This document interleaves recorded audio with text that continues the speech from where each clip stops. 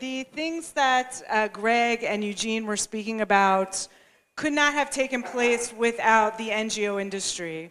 And this NGO industry developed as a result of Oslo, and primarily because of the role of the Europeans and the European Union.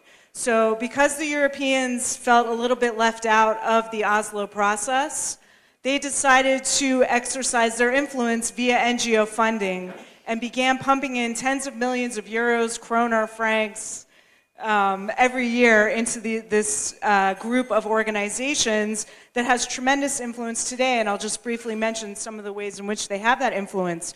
When Greg was talking about the reports and resolutions that make up the dossier of the ICJ advisory opinion, if you dig into the details of those reports, they are almost all based on NGO claims and reports. When you look at the ICJ question itself, this originated from the NGOs beginning in 2007. So in 2007, a UN rapporteur, John Dugard, who was very involved with this group of organizations, first posed the question of the ICJ opinion that is under consideration right now. It was further amplified by a group of NGOs in 2009, Israeli NGO activists, Palestinian NGOs, some international NGOs. And then in 2013 in Ramallah, there was a conference at Birzeit University with PA officials, UN officials, European officials, and the same group of NGOs that are getting tens of millions of euros each year. And the wording of the question that is before the ICJ is almost identical to what was proposed at this strategy conference at Birzeit University in 2013. And in addition, at that conference, what else was proposed? The PA joining the ICC, and also the PA bringing a complaint against Israel at the Committee for the Elimination of Racial Discrimination. And let us not forget that that is also something pending right now, and I expect around the time of the ICJ opinion, it should be coming any moment, there will be another UN finding calling us apartheid and all these other horrible things in order to feed into the ICJ opinion. So this is all a feature of the UN lobbying, the NGO lobbying at the UN and European parliaments, all the reporting they put out. And what's very curious is really from day one, well, beginning in Durban, let's say, that we can look at the UN World Conference Against Racism in 2001 was really the beginning when these political warfare campaigns really shifted from states primarily to NGOs taking up that mantle. So at Durban, we begin to see the lawfare strategy, kind of the skeleton outline of that, applying the apartheid strategy that was used in South Africa. The BDS campaign originated at the 2001 Durban conference. And some of these early calls to have an ICC look at Israel.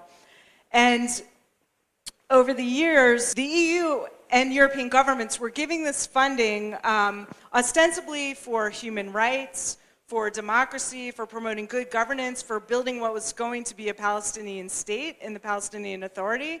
And instead, all of that money has been being pumped into these lawfare initiatives.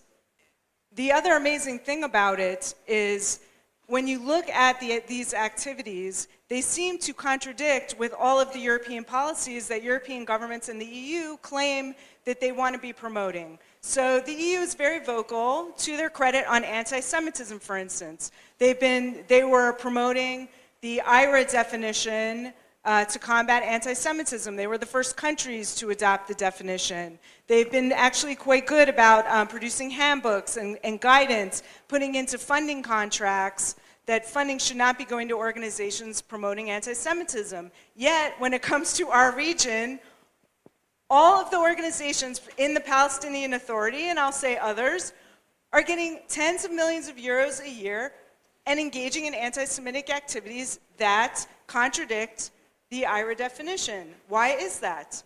The European Union, European governments have very strong counterterrorism policies. Yet, we see them giving, over the past 10, 15 years, have given more than 100 million euros to a network of about 13 NGOs that are closely tied to the Popular Front for the Liberation of Palestine. And It is also now in the NGO funding contracts with the EU that such organizations should not be getting money. And yet, they are still getting money. The Israeli government apparently is still allowing this money to be given to these organizations, strangely. That's another example. Another example is they promote a two-state policy, yet not one of the NGOs that they are funding under these auspices of human rights and good governance support two states. Not one of them supports Oslo. From day one, they've been undermining Oslo. So, and then to try to get the full information, the full scope of this problem is nearly impossible because European governments guard this information as if it's on the level of nuclear secrets. So, for instance, we are currently involved in a case in the UK trying to get the name of NGO grantees from 2018 to 2020 for one project, and the names are actually available on the UN's website, so it's actually not even a secret, and the UK government refuses to give it to us under the claim that it's going to embarrass the UK government if these names come out. And we see this across Europe, across the EU. America is a little bit better about it. We see similar problems in Canada, Australia. And I'm sure these problems are not completely unknown to the people in the room. So I think in terms of moving forward, I think we need to continue to hold Europeans accountable to explain these inexplicable policies, why they're doing what they're doing, and also from the Israeli government to demand the Europeans to stop these practices.